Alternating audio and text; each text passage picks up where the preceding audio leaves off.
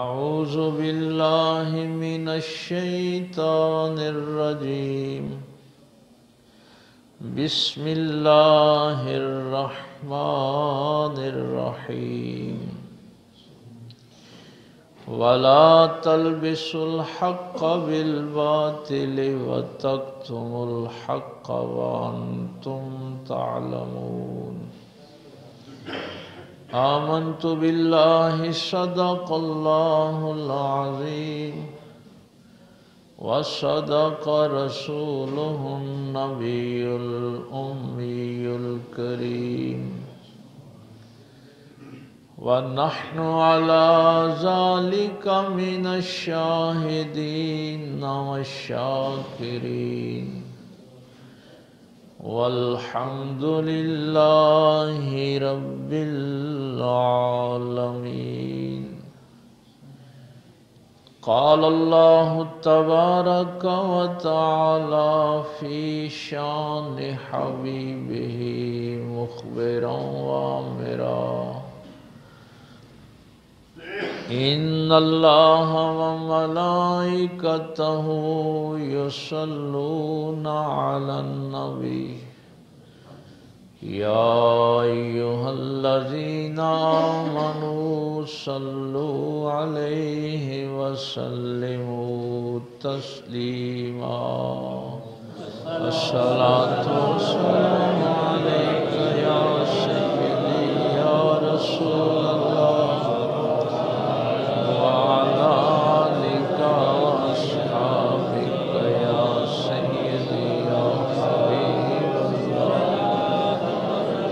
الصلاة والسلام عليك يا سيدي يا رحمة للعالمين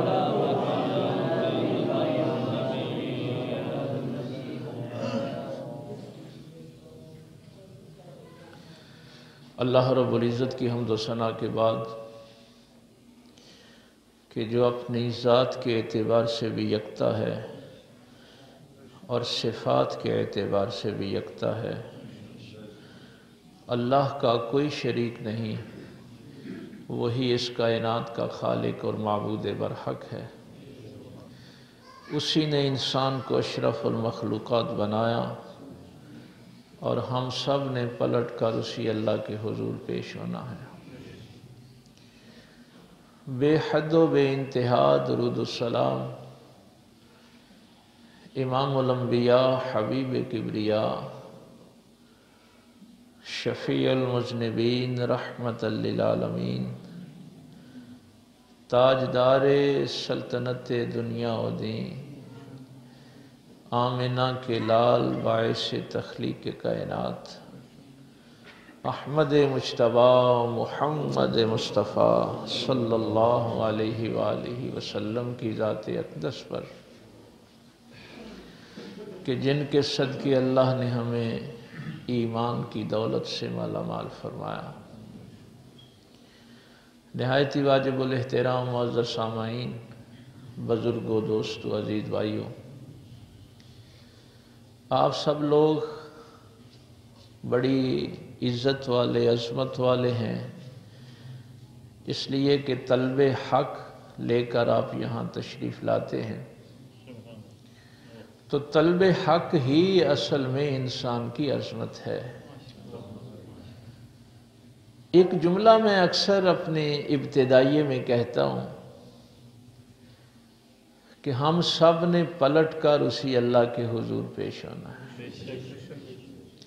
یہ میں بار بار اس کو دہراتا اس لیے ہوں کہ یہ آپ کو ازبر ہو جائے، یہ آپ کی فکر کا حصہ بن جائے، آپ کی سوچ کا حصہ بن جائے۔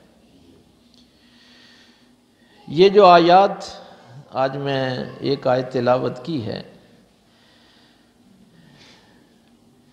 اس سے ایک آیت چھوڑ کے آگے جو ہے نا، اس میں وہ میری نظر پڑی تو میں نے کہا کہ میں بتا دوں کہ یہ جملہ میں بار بار کیوں کہتا ہوں۔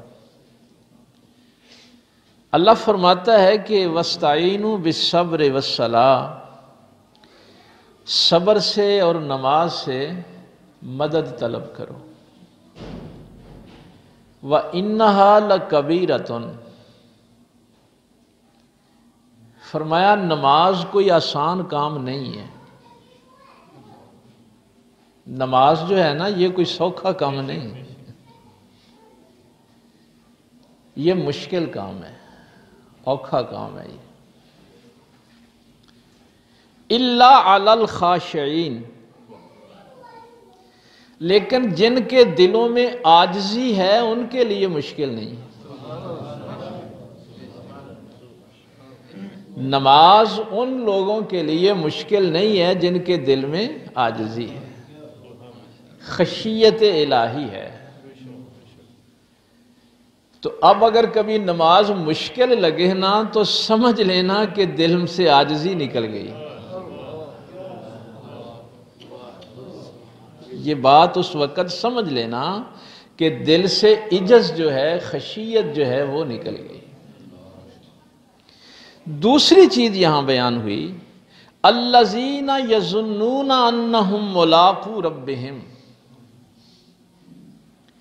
اور وہ لوگ جن کو یقین ہے کہ ہم نے اپنے اللہ سے ملاقات کرنی ہے، ان کے لیے بھی نماز مشکل نہیں۔ وَأَنَّهُمْ إِلَيْهِ رَاجِعُونَ، اور جن کو یہ بھی پتہ ہے کہ ہم نے پلٹ کر اللہ کے ہاں پیش ہونا ہے، ان کے لیے بھی نماز مشکل ہے۔ تو یہ نماز روزہ جو انسان کے لیے مشکل ہے، اس کی یہ تین وجوہات قرآن کریم نے بیان کی۔ ایک تو ان کے دل میں عاجزی نہیں ہوتی، ایک ان کو اللہ سے ملاقات کا شوق نہیں ہوتا، اور تیسرا ان کا یقین نہیں ہوتا کہ ہم نے پلٹ کر اللہ کے حضور پیش ہونا ہے۔ اس لیے یہ میں جملہ بار بار کہتا ہوں تاکہ یہ آپ کو یاد ہو جائے۔ جب یہ آپ کی سوچ کا، فکر کا حصہ بنے گا تو پھر نماز روزہ آپ کے لیے آسان ہو جائے گا۔ نماز روزہ انہی کے لیے مشکل ہے جن کے دل میں عاجزی نہیں ہے۔ جس کے دل میں عاجزی ہے اس کے لیے نماز آسان ہے۔ اللہ تعالیٰ نے موقع تو ہم کو دیا، پہلا عشرہ آج مکمل ہو گیا، رحمت والا عشرہ۔ پچھلے جمعے میں نے ایک جملہ آپ سے عرض کیا تھا کہ جو بندہ صاحب ایمان ہے، جس بندے کے دل میں ایمان ہے، وہ تو نہ انسانوں سے بے خبر رہ سکتا ہے نہ مسلمانوں سے بے خبر رہ سکتا ہے، چونکہ وہ جس اللہ کو مانتا ہے وہ عالمین کا رب ہے نا۔ اس لیے انسان عالمین سے بے نیاز نہیں ہو سکتا کہ منوں کی لگے لوگ جو مرضی پہ کریں۔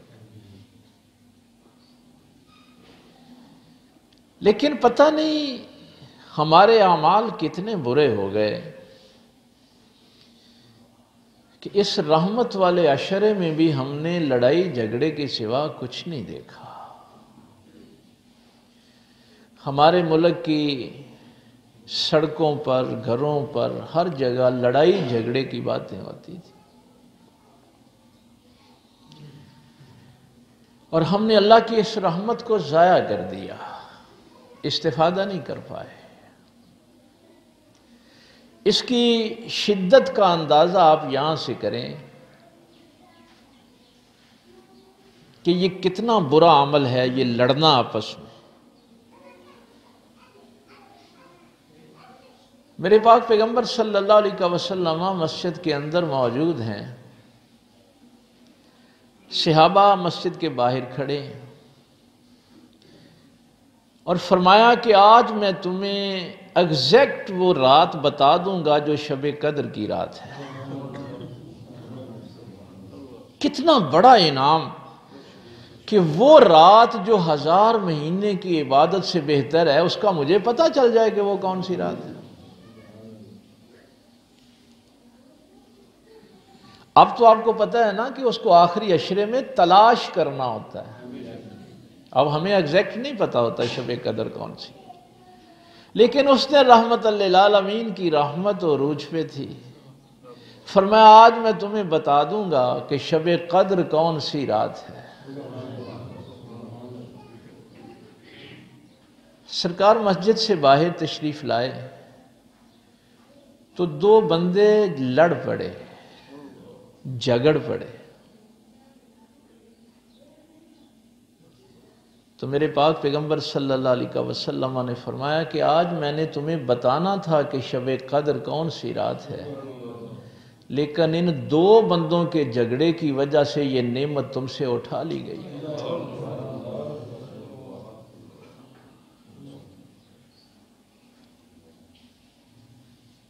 اب آپ اندازہ کریں کہ صرف دو بندے لڑیں تو اللہ اتنا ناراض ہوتا ہے کہ اتنی بڑی نعمت جو ہے وہ چھین لیتا ہے، اور اگر ساری قوم ہی لڑ رہی ہے، اگر سارے یا ایک دوسرے سے دست و گریباں، یہ تو محبت کا مہینہ تھا، ایثار کا مہینہ تھا۔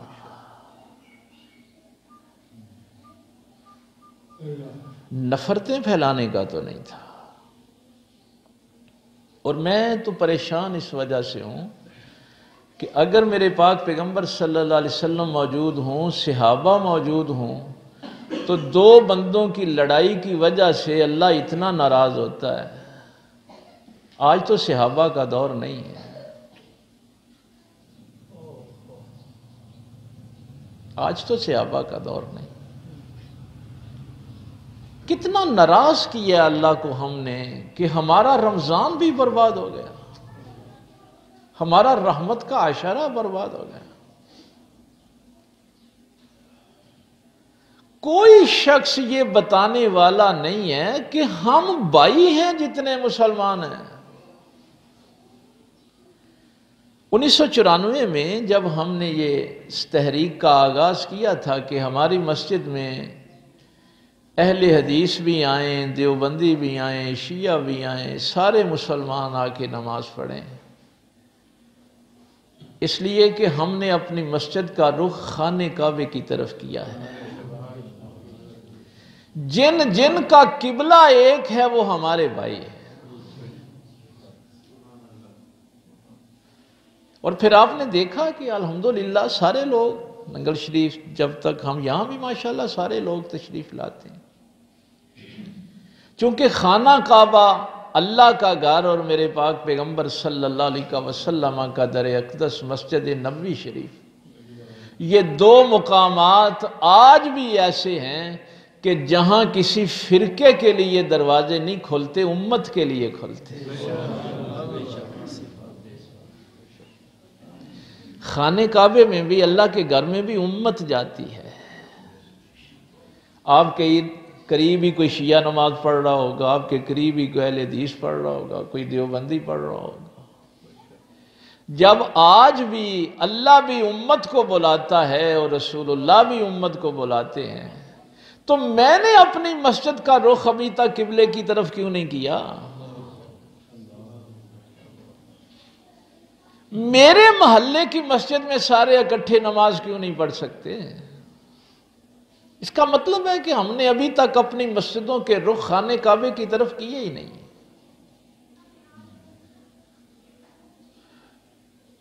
کوئی بتانے والا نہیں۔ ہم نے تو اس وقت سے یہ بات شروع کی ہوئی ہے کہ بھائی جب قرآن ایک ہے، قبلہ ایک ہے، اللہ ایک ہے، رسول ایک ہے، تو ہم سارے مسلمان ہیں۔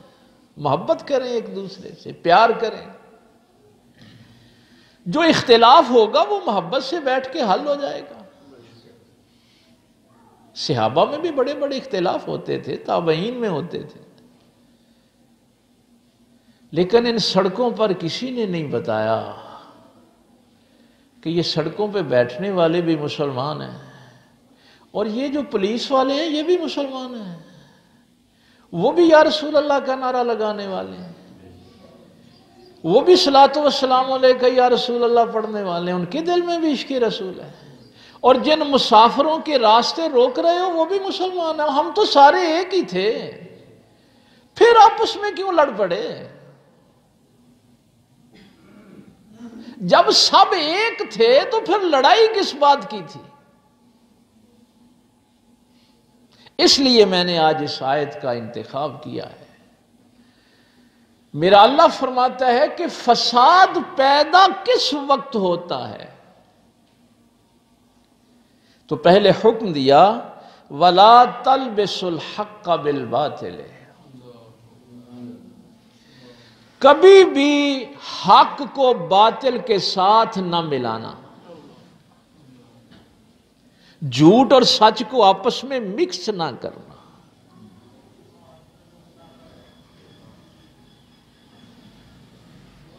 میرے گھر میں بھی لڑائی اس وقت ہوتی ہے، اچھا یہ میں بعد میں کرتا ہوں۔ نبی پاک صلی اللہ علیہ وسلم جب ہمیں ارشاد فرماتے ہیں کہ جو میرے ساتھ محبت کرتا ہے وہ ملاوٹ نہیں کرتا، جس کو اللہ کے نبی سے محبت ہے وہ ملاوٹ نہیں کرتا۔ اور حکم کتنا سخت ہے، من غش فلیس منا، وہ میری امت میں سے ہی نہیں ہے جو ملاوٹ کرتا ہے۔ تو جس کو حضور اپنی امت سے نکال دیں اس کی کیا حیثیت رہے گی؟ اچھا جب یہ ہم حدیث پڑھتے ہیں یا قرآن کی آیت پڑھتے ہیں تو فوری طور پہ ہمارا دھیان دودھ والے کی طرف چلا جاتا ہے کہ دودھ والا ملاوٹ کرتا ہے، دکاندار جو ہیں وہ ملاوٹ کرتے ہیں۔ اللہ فرما رہا ہے کہ سب سے بڑی ملاوٹ تو تمہاری سوچ اور فکر کی ہے، تمہاری گفتگو کی ہے، کہ جب تم گفتگو کرتے ہوئے جھوٹ اور سچ کو ملا دیتے ہو تو فساد پیدا ہوتا ہے۔ اس ملاوٹ کی طرف تمہارا دھیان ہی نہیں جاتا کہ ہم نے اپنی گفتگو میں ملاوٹ کر دی،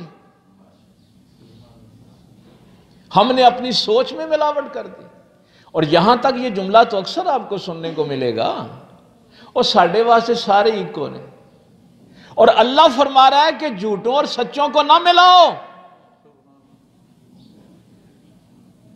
جب آپ کو پتا ہے، اگلا حصہ آیت کا یہی ہے، جب یہ حکم دے دیا کہ حق کو باطل کے ساتھ نہ ملاؤ، پہلی امتیں بھی اسی لیے برباد ہوئیں۔ یہ اصل میں تذکرہ بنی اسرائیل کا ہو رہا ہے، ان کے ذریعے سے ہمیں پیغام دیا جا رہا ہے کہ بنی اسرائیل بھی برباد اسی لیے ہوئے کہ وہ جھوٹ اور سچ کو ملا دیتے تھے۔ وہ اپنی تورات میں ایسے ہی ملاوٹ کر دیتے تھے، اللہ کی کتاب میں ملاوٹ کر دیتے، آگے ہے ذکر کے تھوڑی تھوڑی قیمت لے کے بس اس میں سے اپنی مرضی کے مسئلے نکال لیتے تھے۔ آگے ارشاد فرمایا وَتَقْتُمُ الْحَقَّ وَأَنْتُمْ تَعْلَمُونَ، دیدہ دانستہ، جانتے بوجھتے، وَأَنْتُمْ تَعْلَمُونَ، حالانکہ تم جانتے ہو، تمہیں علم ہے کہ سچا کون ہے اور جھوٹا کون ہے، اس کے باوجود تم ان کو ملاتے ہو کہ ساڑھے واضح سارے ہی کو جائے۔ تو میرا اللہ فرماتا ہے کہ معاشرے وہ برباد ہوتے ہیں جو حق اور باطل کو آپس میں ملا دیتے ہیں۔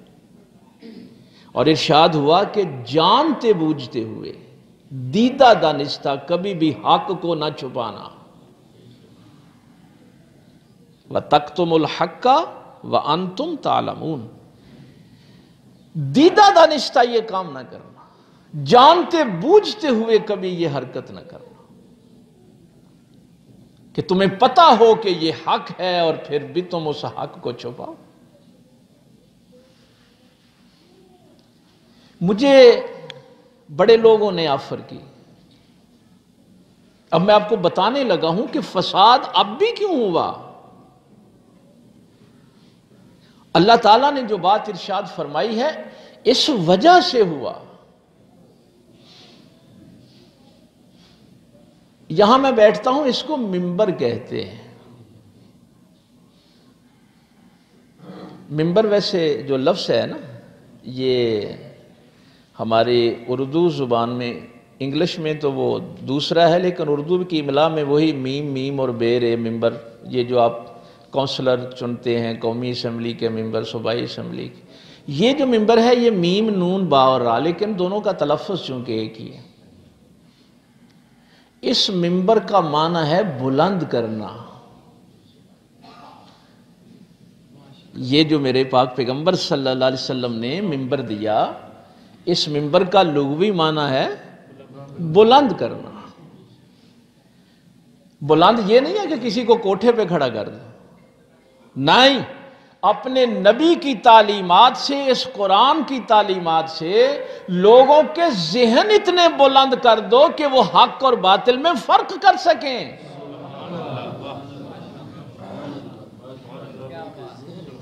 وہ کسی کے ٹریپ میں نہ آئیں۔ یہ قرآن آپ کی فکر کو بلند کرتا ہے، پاک پیغمبر کی نسبت آپ کی فکر کو بلند کرتی ہے۔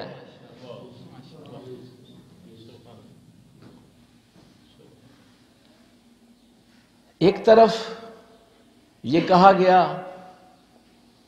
کہ ہم تو نبی پاک صلی اللہ علیہ وسلم کی ناموس اور عزت کے لیے باہر سڑکوں پہ نکلے۔ یہ بات حق ہے، ایک مسلمان کے سامنے جب ظاہر ہے اس کے نبی کی توہین کا معاملہ ہوگا تو وہ اپنے جذبات کا اظہار تو کرے گا، لیکن اس میں ملاوٹ کس بات کی ہو گئی کہ جس سے فساد پیدا ہوا؟ کیونکہ یا رسول اللہ کے نعرے تو میرے پولیس والے بھی لگا رہے تھے، یا رسول اللہ کے نعرے تو میرے آرمی والے بھی لگا رہے تھے، ہم سارے ہی اس کے خلاف احتجاج کر رہے تھے، پھر ہم لڑ کیوں پڑے؟ ملاوٹ کہاں پہ ہوئی؟ ملاوٹ اس جگہ پہ ہوئی کہ کسی ایک کو بھی یہ توفیق نہیں ہوئی کہ وہ اس جگہ پہ کھڑے ہو کے کہتا کہ راستہ کاٹنے سے میرے نبی پاک ناراض ہوتے ہیں، راستہ کاٹنے سے اللہ کے رسول ناراض ہوتے ہیں، مسافروں کو تنگ کرنے سے اللہ کے رسول ناراض ہوتے ہیں۔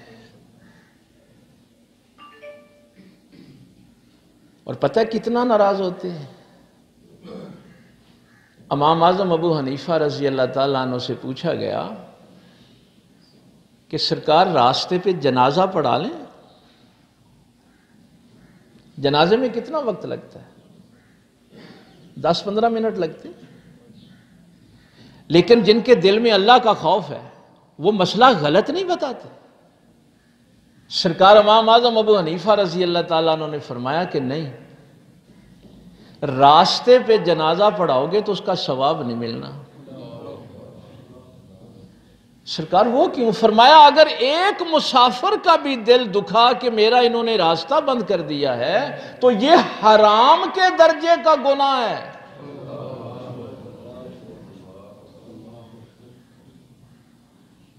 اگر ایک مسافر کا دل دکھنے سے جنازے کا ثواب چلا جاتا ہے تو میں ہفتوں اگر بند رکھوں گا راستے اور مسافروں کو تنگ کروں گا تو اس سے میرے رسول اللہ راضی ہو جائیں گے؟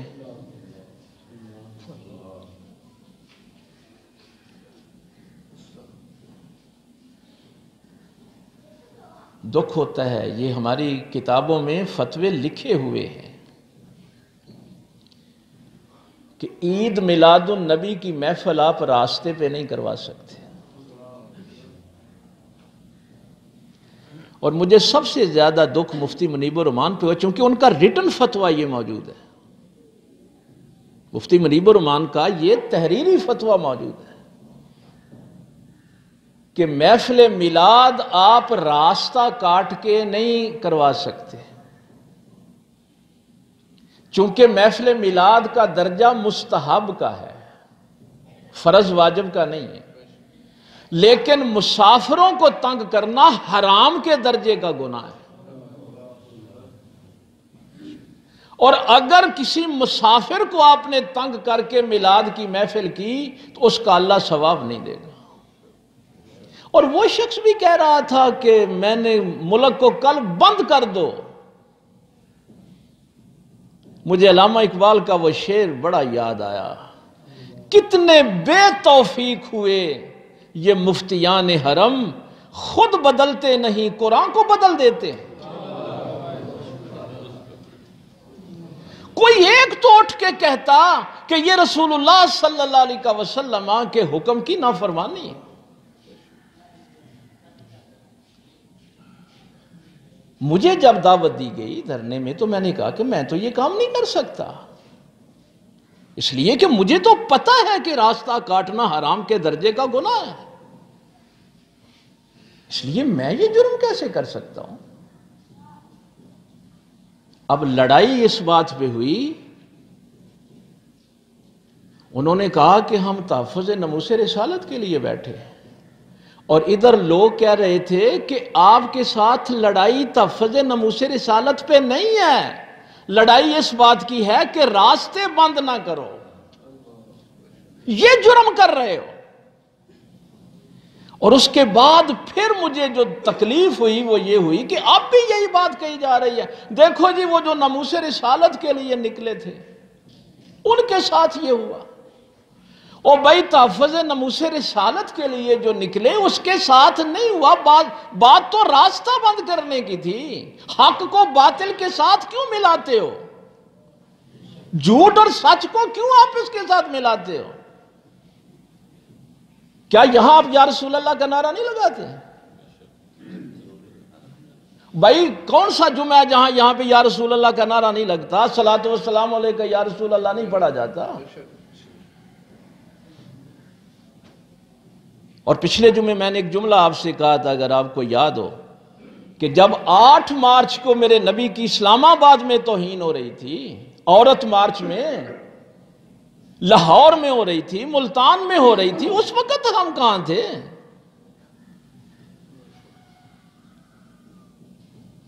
تو خدا کے لیے اللہ تعالیٰ نے یہ بات قرآن میں لکھ دی ہے کہ فساد اور لڑائی ہوگی ہی اس وقت جب تم جھوٹ اور سچ کو آپس میں ملا دیتے، حق کو حق کہو، جھوٹ کو جھوٹ کہو۔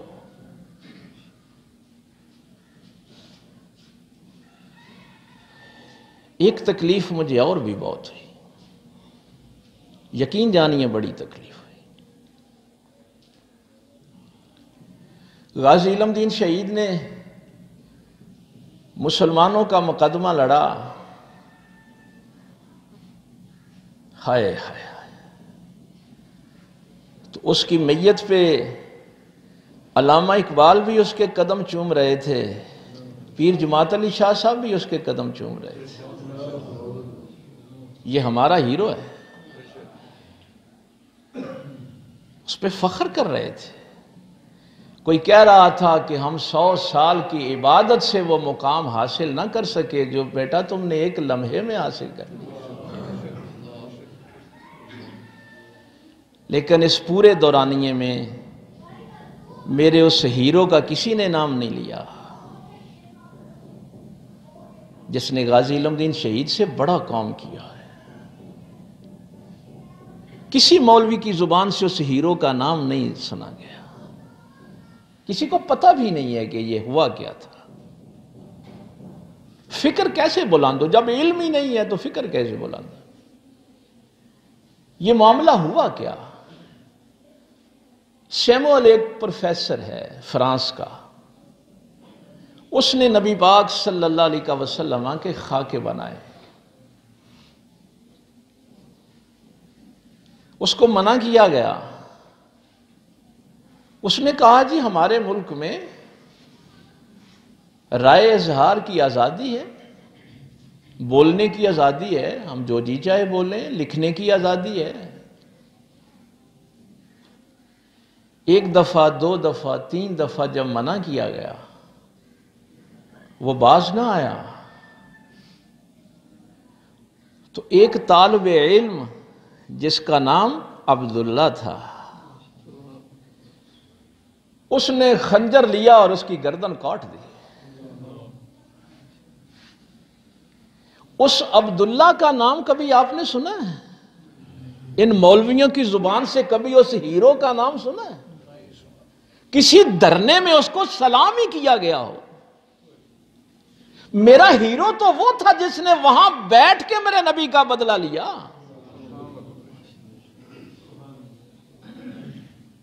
یہ میری حیثیت ہے کہ مجھے پتہ ہی نہیں کہ ہو کیا رہا ہے. اب جب اس پروفیسر کی گردن اتاری اس طالب علم نے، تو یہ جو صدر تھا نا ان کا، کیمرون، وہ اس کی آخری رسومات میں شامل ہوا. اس پروفیسر کی جو آخری جنازے کی رسومات تھیں اس میں شریک ہوا، اور اس نے وہاں پہ یہ کہا کہ یہ ہمارا ہیرو ہے، یہ پروفیسر ہمارا ہیرو ہے. اور گورنمنٹ کی جو بلڈنگز تھیں وہاں پہ وہ خاکے جو تھے وہ لٹکا دیے گئے، اور اس کو اپنے ملک کا بڑا اعزازی جو تھا معاملہ وہ دیا اس نے. اس کے خلاف فرانس میں آواز اٹھی، اور وہ جو لوگ اپنے صدر کے خلاف اٹھے تھے، آپ کو پتہ کتنی مسجدیں جلائی گئیں، کتنے امام مسجد گھسیٹ کر مسجدوں سے باہر نکالے گئے. ان ہیروز کا کبھی آپ نے نام سنا ہے؟ ان مولویوں کو کبھی توفیق ہوئی ہے کہ ان کا ذکر کریں؟ ان پہ بڑا تشدد ہوا، چونکہ فرانس کا صدر جو تھا وہ مقابلے میں کھڑا ہو. وہ دوسرے ہیرو کا بھئی وہ نام اب مجھے یاد نہیں رہتا،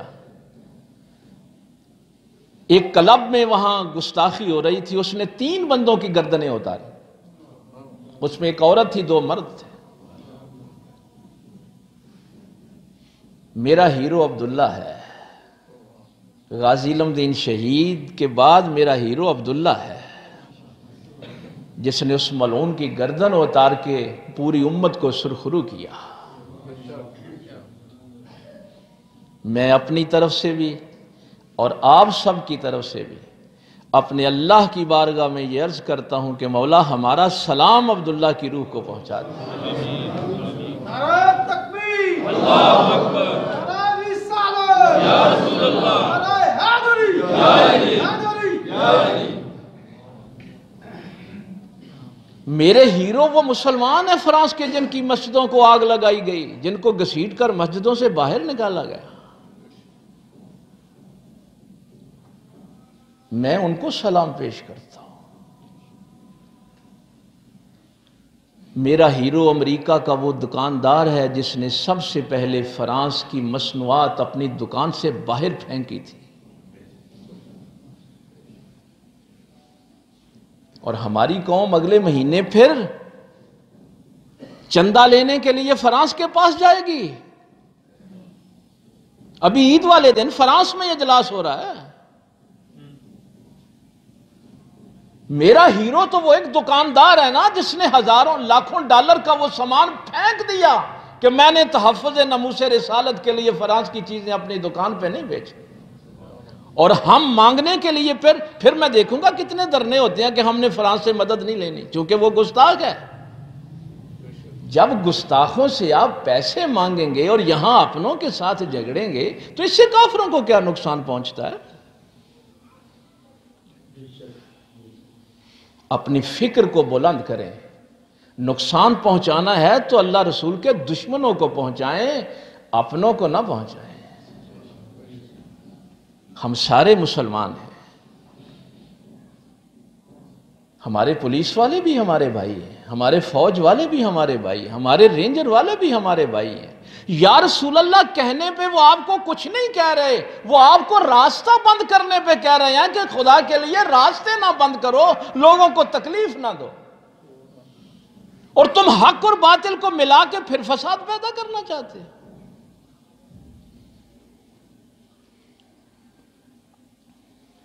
سن لیں گے آپ مجھ سے، میں نے تو صرف ایک دفعہ سنی ہے وہ جملہ، میں نے سنا ہے اپنے کانوں، مجھے کسی نے وہ ریکارڈنگ بھیجی تھی.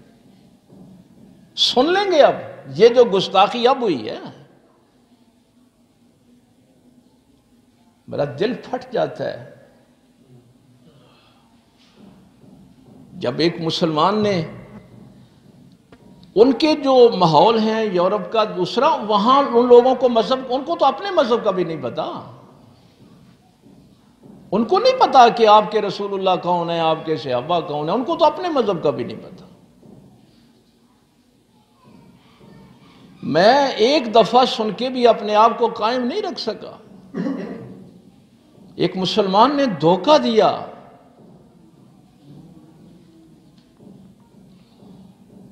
وہ ریکارڈنگ مجھے کو کسی نے بھیجی تھی کہ سنیے یہ کافر کیا کہہ رہے ہیں۔ ان کافروں نے پتہ کیا کہا؟ انہوں نے کہا جیسے یہ مسلمان ہیں ان کا نبی بھی ایسا ہی ہوگا۔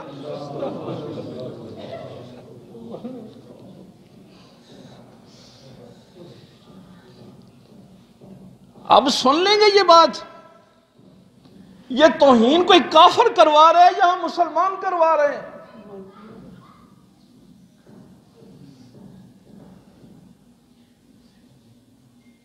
میں اپنے نبی کی عزت کا باعث بن رہا ہوں۔ قریب ایک شخص کھڑا تھا، اس کو پتا تھا ہمارے رسول صلی اللہ علیہ وسلم کا۔ اس نے ان کافروں سے کہا ان کے نبی بڑے اچھے تھے، وہ صادق اور امین تھے۔ اب آگے سے پتہ جواب کیا ملا؟ انہوں نے کہا اگر ان کا نبی سچا تھا تو یہ سچے کیوں نہیں ہے؟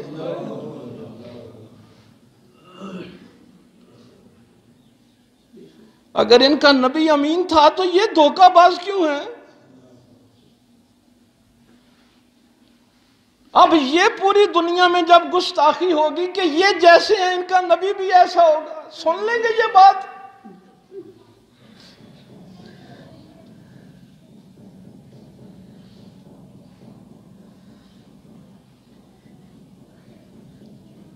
خدا کے لیے کم از کم یہ تو وعدہ کریں کہ میں کوئی ایسی زندگی گزاروں کہ میری زندگی کو دیکھ کے کوئی میرے نبی کی تعریف کرے۔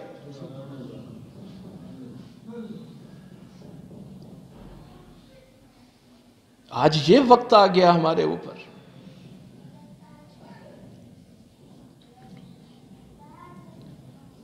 یہ گستاخیاں اب ہماری وجہ سے ہو رہی ہیں، ہمیں اپنے آپ کو بدلنا ہوگا۔ یہ نہیں ہو سکتا کہ ہم اپنے رسول اللہ صلی اللہ علیہ وسلم کے حکم پہ چلیں اور اللہ ہمیں عزتیں نہ دے، یہ ممکن ہی نہیں ہے۔ اس لیے علامہ اقبال نے فرمایا تھا کہ وہ معزز تھے زمانے میں مسلمان ہو کر۔ امام محمد کا جنازہ اٹھا تھا تو کتنے ہزار کافر اس جنازے میں مسلمان ہوئے تھے، اور پتہ انہیں عیسائی پادریوں نے کیا کہا تھا کہ اگر چھوٹا محمد اس شان والا ہے تو بڑا محمد کس شان والا ہوگا۔ نعرہ تکبیر، نعرہ رسالت، نعرہ رسالت، نعرہ حیدری۔ کام تو یہ تھے کرنے والے کہ لوگ ہمیں دیکھتے تو ہمارے نبی کی تعریف کرتے۔ اب یہاں تک گستاخی جو ہے، اب اس گستاخی کے لیے کہاں دھرنا دیں گے کہ اگر ان کے نبی سچے تھے تو یہ سچے کیوں نہیں ہیں؟ اگر ان کے نبی امانت دار تھے تو یہ امانت دار کیوں نہیں ہیں؟ یہ کیوں دھوکہ باز ہیں؟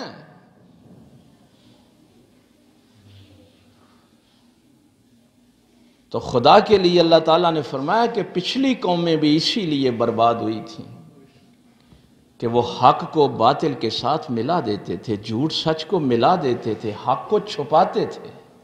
جہاں یہ کام ہوگا وہاں فساد ہوگا، وہاں لڑائی ہوگی، جہاں لڑائی ہوگی وہاں اللہ ناراض ہوگا۔ تو خدا کے لیے اس رمضان میں توبہ کریں، اجتماعی توبہ کریں، اپنے اپنے گناہوں سے اور اپنے مسلمان بھائیوں سے محبت کا اظہار کریں، نفرتیں چھوڑ دیں۔ اللہ تعالیٰ عمل کی توفیق دے۔ وآخر دعوانا الحمدللہ۔